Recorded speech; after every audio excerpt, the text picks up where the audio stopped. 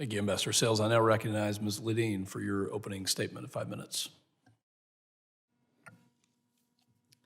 Chairman Pfluger, Ranking Member Magaziner, and distinguished members of the subcommittee, thank you for the opportunity to appear before you today.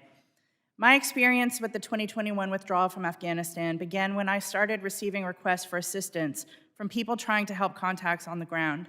The stories of chaos that I was hearing did not align with the picture that the US government was trying to paint about the withdrawal.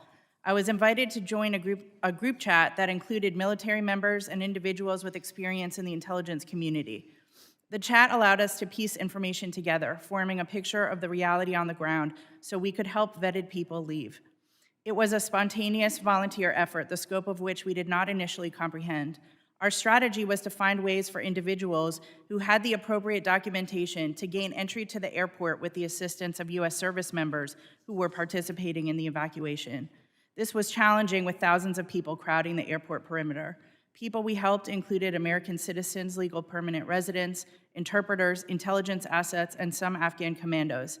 Yet as the messages rolled in, I wondered, how did we get to the point where volunteers were offering more support to evacuees than our own government?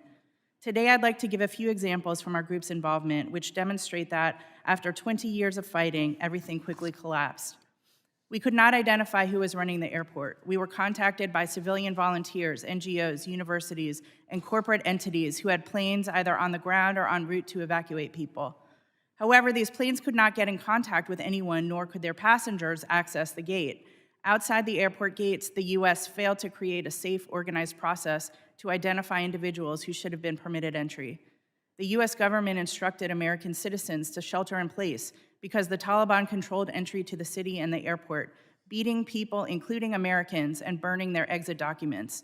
When the State Department said the airport was secure, we knew this was wrong. If the airport was safe, why tell American citizens to hide?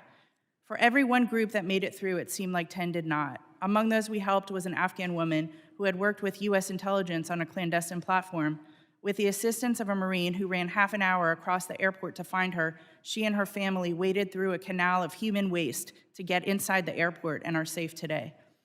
On August 25th, with virtual assistance from our team, the heroic service members on the ground rescued 25 interpreters and former contract employees of a US intelligence agency, including a double amputee who came on foot with his family. Our group also supported the evacuation of high-risk Afghans who had assisted the FBI. That evening, 11 buses filled with evacuees could not enter the airport, and an urgent security alert advised US citizens to avoid the airport gates. Despite efforts to contact authorities, American citizens were left stranded outside the gates.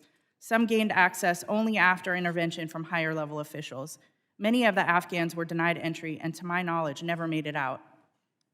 A suicide bomber attacked Abbey Gate, killing 13 American service members and grievously wounding dozens more.